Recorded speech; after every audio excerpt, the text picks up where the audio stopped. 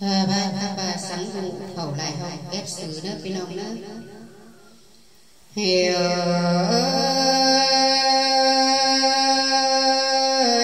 tỏ bên khai rằng mua thuộc bị mà lâu hiện tao cốt nguồn phụng là nơi là nhớ bày trước đều là ý mười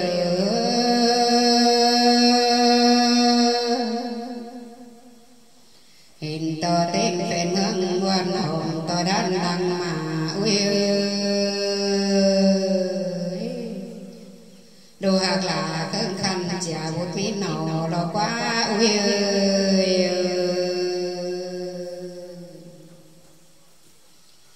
hiểu ơi bề chân trong lò dễ sư mắn hù tê điều quay cỏ nhà còn nhìn gió trô rương bèo miền bãi sân là im ơi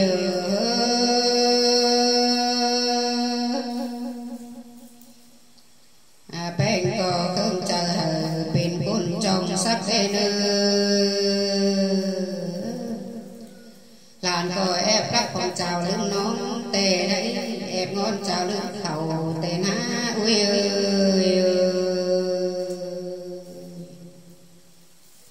hiểu ơi vai tìm chầu hê chữ bên lò nơi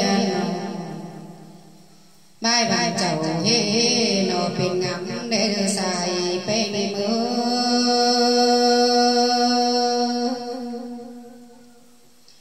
ui có coi nằm phương bàn há lại sạch cùng lãn hay nơi nàng quăng pan hiền coi phăng say rằng để giữ ui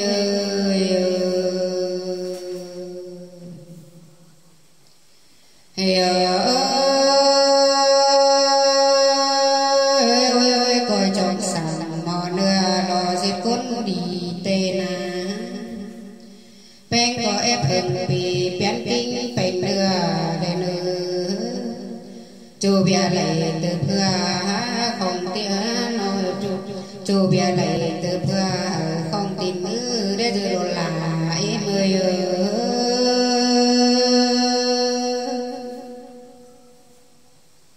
ép xử nhà lò sa bãi sẽ là ui anh ba bên quái xình đoan cha lắc má hùa để giữ ui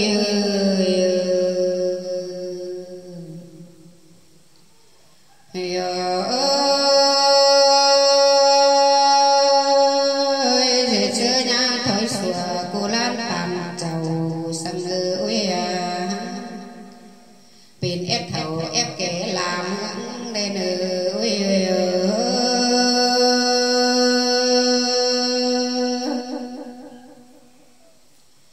xây quần trường bó sồn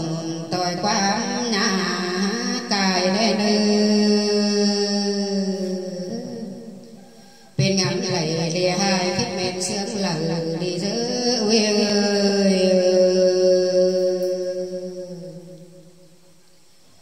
hiểu ơi dịp đừng chờ vô cưng ầu lầy tê na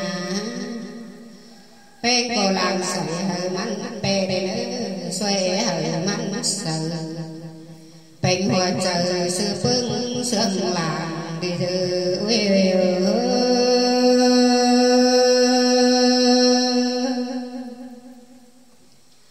ui có bên ngắm quàng tôi phố sồn đây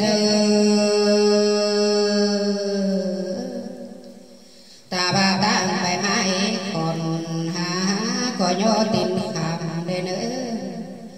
bỏ ra làm đẹp nơi nhá bài sửa trước sân nữ lù là ý mười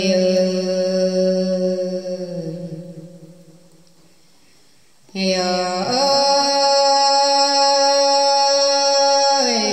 lại cô phương vẫn cần giang sương chăm chăm để nữ chầu dệt lầy sắc năng sai hạ lễ hình tên này là ý mười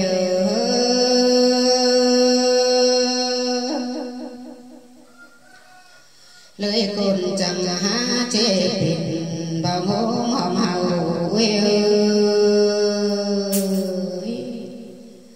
mương mình chầu làng há mương mình chầu đằng đi e hằng lại gió tên á ơi hiểu ơi phú công một lần ơi sùng sàng tên đi dừng cắt làng càng bằng đang là nướng tê lo lăn là hoa coi mơ